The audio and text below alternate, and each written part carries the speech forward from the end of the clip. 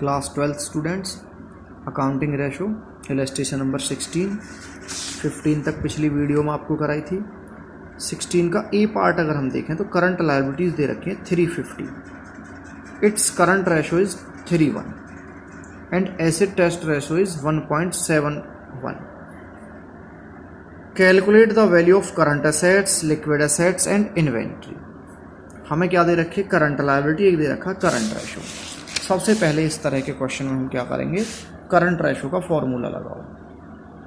Current ratio equal to current assets upon current liabilities. हाँ भाई, current ratio दे रखा हमें 3:1, तो इस ये हो गया हमारा 3:1। ऊपर हम पहले लिख लेंगे current ratio equal to 3:1। Current assets की हमें वैल्यू नहीं दे रखी, लेकिन करंट लायबिलिटीज़ की वैल्यू दे रखी है हमें 3,50,000। यहाँ क्रॉस मल्टीप्लाई करेंगे तो करंट असेट्स किसके बराबर हो जाएंगी? 3 × 3,50,000, और ये हो गई आपकी 10,50,000। तो एक तो हमें करंट असेट्स निकालनी थी, वो तो निकल के आ गई हमारी 10,50,000। उसके बाद हमें एसिड टेस्ट रेशो दिया है, जिसे हम क्विक रेशो भी कह सकते हैं। एसिड टेस्ट रेशो दिया है 1.75:1। इसका फॉर्मूला लगाओ, acid test ratio equal to liquid assets upon current liabilities. ये दे रखा 175/1 इक्वल टू लिक्विड एसेट्स हमें नहीं दे रखी, लेकिन करंट लायबिलिटी तो वही रहेंगी 350 की। यहाँ जब क्रॉस मल्टीप्लाई करेंगे तो हमारी आ जाएंगी लिक्विड एसेट। लिक्विड एसेट्स आ गई आपकी, इसको मल्टीप्लाई कर दिया और ये आ गई 6,12,500। ये मल्टीप्लाई किया 1.75 को 350 से। अब लिक्विड एसेट्स भी निकालनी थी हमें, 2 आइटम निकल गए। तीसरा हमें निकालना इन्वेंट्री। हाँ भाई, जब करंट असेट्स से लिक्विड असेट्स निकालते हैं तो क्या माइनस करते हैं? इन्वेंट्री। अब इन्वेंट्री निकालने के लिए क्या करेंगे? Current asset minus liquid asset. Current asset आई थी हमारी 1050, लिक्विड असेट आई है हमारी 612,500 माइनस करके आपका आ जाएगा 437,500। और ये जो डिफरेंस है क्या आ गया हमारा? इन्वेंट्री। ये क्या आ गया? इन्वेंट्री। एक बार फिर से जल्दी जल्दी देख लें। हमें करंट रेशो दिया था 3:1, करंट लायबिलिटीज दे रखी थी 350, और यहाँ पे हमने करंट रेशो का फॉर्मूला लगा दिया, इनकी वैल्यू पुट कर दी। Current ratio current asset upon current liability, cross multiply करके हमें करंट असेट्स आ गई 10,50,000 की। एसिड टेस्ट रेशो का फॉर्मूला दे रखा था 1.75/1, liquid asset upon current liability. फॉर्मूले में वैल्यू पुट कर दी, यहाँ लिक्विड असेट्स आ गई, इनकी मल्टीप्लाई करके ये वाली। इन्वेंट्री के लिए क्या? करंट असेट्स में से लिक्विड असेट्स को माइनस कर दिया। अब इलस्ट्रेशन नंबर 16 का सेकंड पार्ट देखें। सेकंड पार्ट में क्या है कि करंट असेट्स दे रखे हैं 360, करंट रेशो दे रखा 2.4 एंड एसिड टेस्ट रेशो दे रखा है 1.3। आपको करंट लायबिलिटीज, लिक्विड एसेट्स और इन्वेंट्री तीनों निकालनी है। जैसे हमने ए पार्ट किया था बिल्कुल वैसे ये हो जाएगा, सिर्फ वैल्यू पुट कर देंगे। देखिए, करंट रेशो दे रखा 2.4, जिसके नीचे कुछ नहीं होता उसके नीचे 1 मान लेते हैं। ये 360 करंट लायबिलिटीज, क्रॉस मल्टीप्लाई कर लिया, क्रॉस मल्टीप्लाई करके हमारी 150 की आ गई current liabilities. Acid test ratio की वैल्यू पुट कर दी, current asset liquid asset upon current liability 1.3, ये 150 दे रखा है, नीचे कुछ भी नहीं है, क्रॉस मल्टीप्लाई कर दिया, ये आ गया 195। इन्वेंट्री के लिए क्या? करंट असेट्स में से लिक्विड असेट्स को माइनस कर दिया, 165 आ गया। थर्ड देखो, हमें वर्किंग कैपिटल दे रखी है 30,000, इट्स करंट रेशो दे रखा 2.5:1। Calculate current assets, current liabilities, acid test ratio और इन्वेंट्री दे रखी है 26,000।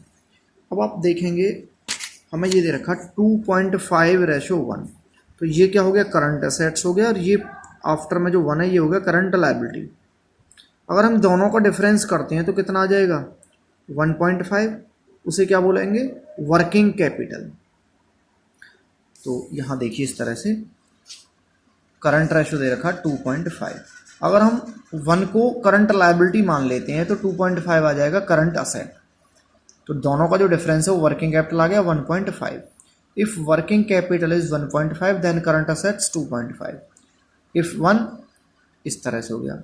If working capital is 30 then current assets, multiply कर दिया, पॉइंट से पॉइंट कट जाएगा, और ये 50,000 आ गया आपका करंट असेट्स। करंट लायबिलिटी के लिए करंट असेट्स में से वर्किंग कैपिटल घटा देंगे, ये माइनस करने पे 20 आ गया। एसेट टेस्ट रेशियो निकालना है, उसका फॉर्मूला क्या, liquid assets upon current liabilities. Liquid assets कैसे निकालेंगे, करंट असेट्स में से इन्वेंट्री माइनस कर देंगे। इन्वेंट्री दे रखी थी हमें 26,000 की, तो लिक्विड एसेट्स आ गई 24 की, करंट लायबिलिटी दे ही रखी है। एसेट टेस्ट रेशियो के लिए फॉर्मूला में वैल्यू पुट कर दो, ये आ गया आपका ये आंसर। 17 देखिए, 17 में आपकी करंट लायबिलिटीज दे रखी हैं। करंट लायबिलिटीज हैं आप कंपनी की 80,000, current ratio 2.5, after word it's purchase goods worth ₹20,000 on credit. अब न्यू करंट रेशो निकालना है, हमने 20,000 की गुड्स परचेज किए ऑन क्रेडिट, तो इससे फ़र्क क्या पड़ेगा, एक तो हमारा स्टॉक बढ़ जाएगा 20,000 से, तो यानी कि करंट असेट बढ़ गई, दूसरी तरफ क्रेडिट परचेज किए तो क्रेडिटर बढ़ गए, यानी कि हमारी करंट लायबिलिटी भी बढ़ गई। तो जो कंपनी की करंट लायबिलिटी थी 80, करंट रेशो था 2.5 रेशो 1, तो यहाँ वैल्यू पुट करके पहले हम करंट असेट निकालेंगे। Current assets upon current liabilities, ये 2.5 था, ये 80 आ गया, क्रॉस मल्टीप्लाई करके हमारी करंट असेट्स थी 2 लाख की। इसके बाद उन्होंने 20,000 का उधार माल खरीदा है। उधार माल खरीदने पे हमारी करंट असेट बढ़ जाएंगी, भाई हमारा स्टॉक बढ़ गया, दूसरी तरफ लायबिलिटी भी बढ़ गई, ये 220 हो गया, ये 1 लाख हो गया। तो लायबिलिटी कैसे बढ़ गई, उधार माल खरीदा तो क्रेडिटर बढ़ गए, वैल्यू पुट कर दो। तो ये पहले 2.5 था, अगर हम क्रेडिट परचेज करते हैं तो हमारा करंट रेशो डिक्रीज हो जाता है, ये 2.2 रह गया। तो ये बात ध्यान रखना, क्रेडिट परचेज से करंट रेशो डिक्रीज होता है। आगे देखिए 18, हमारे पास करंट रेशो है 3:1, क्विक रेशो है 1.21। If the working capital is 180, आपको करंट असेट्स एंड इन्वेंट्री निकालनी है। अब देखिए हमारे पास करंट रेशो दे रखा है 3:1, उसके बाद दे रखा क्विक रेशो, ये दे रखा 1.2:1। यहाँ पे आप एक चीज़ देखेंगे, ये दोनों में करंट लायबिलिटी है, let current liability equal to 1, then हाँ भाई करंट असेट्स कितनी हो जाएंगी 3 और क्विक असेट्स 1.2। इन्वेंट्री किसके बराबर होता है, इसमें हमें गिवन है वर्किंग कैपिटल। चलो वर्किंग कैपिटल गिवन है तो वर्किंग कैपिटल किसके बराबर होती है, current assets minus current liabilities. तो करंट असेट्स ये होगी, करंट लायबिलिटी ये होगी, 3 - 1 = 2। If working capital is 2, current assets कितनी थी 3। If working capital is 1 then current assets 3/2। Working capital हमें कितनी दे रखी है 180, हमें दे रखी है यहाँ पे वर्किंग कैपिटल 180, तो 180 है तो 3/2 × 180 90 और 3 से मल्टीप्लाई कर दिया, 2,70,000 हो गया हमारा करंट असेट्स। हमें तो करंट असेट्स निकालनी थी इसमें, दूसरा हमें निकालना इन्वेंट्री। अब करंट असेट्स निकाल दी तो हम करंट लायबिलिटीज़ भी निकाल सकते हैं। उसके लिए फॉर्मूला कौन सा, current asset minus working capital. Current asset 270, working capital 180 जो गिवन थी, 90,000 आ गई करंट लायबिलिटी। हमारे पास करंट लायबिलिटी है और क्विक रेशो है, यहाँ वैल्यू पुट करके हम क्विक असेट्स निकाल सकते हैं। Quick ratio equal to quick assets upon current liabilities, ये है 1.2। Equal to quick asset upon current liability कितनी थी 90, क्रॉस मल्टीप्लाई कर देंगे, क्रॉस मल्टीप्लाई करने पे ये आ जाएगा 1,08,000। अब हमारे पास ये क्या हो गई, ये हो गई क्विक एसेट्स, करंट एसेट्स हैं, क्विक एसेट्स हैं। तो इन्वेंट्री तो सिंपल है, इन्वेंट्री निकालने का फॉर्मूला क्या था, current assets minus quick assets. Current assets कितनी थी 270, क्विक एसेट्स कितनी है 1,08,000। दोनों का जो डिफरेंस है वो क्या हो जाएगा, इन्वेंट्री। इन्वेंट्री हो जाएगा 1,62,000, 1,62,000। कोई प्रॉब्लम? अब देखिए आप 19 इलस्ट्रेशन। 19 में क्या है, करंट असेट दे रखी है कंपनी की 29,745, करंट रेशो है 1.5। जब कुछ भी नहीं कहा तो इसका मतलब 1.5 रेशो 1 है। इन्वेंट्रीज दे रखी है 8,827, calculate the liquid ratio and comment on it's liquidity position. Comment भी करना है। देखिए करंट रेशो दे रखा है 1.5, current assets upon current liability, current asset दे रखी थी 29,745, क्रॉस मल्टीप्लाई करके करंट लायबिलिटीज आ जाएंगी हमारी, और ये आ गई 19,830।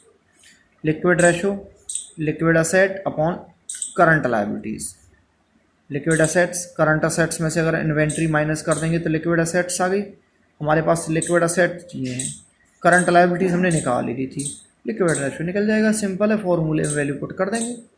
अब ये हमारा लिक्विड रेशो 1 से ज़्यादा है, 0.5 है ना, तो the short term financial position of enterprise या कंपनी इज सेटिस्फैक्ट्री, क्योंकि वो अपने जो आइडियल लिक्विड रेशो है 1.1 उससे हमारा ज़्यादा है, मोर देन।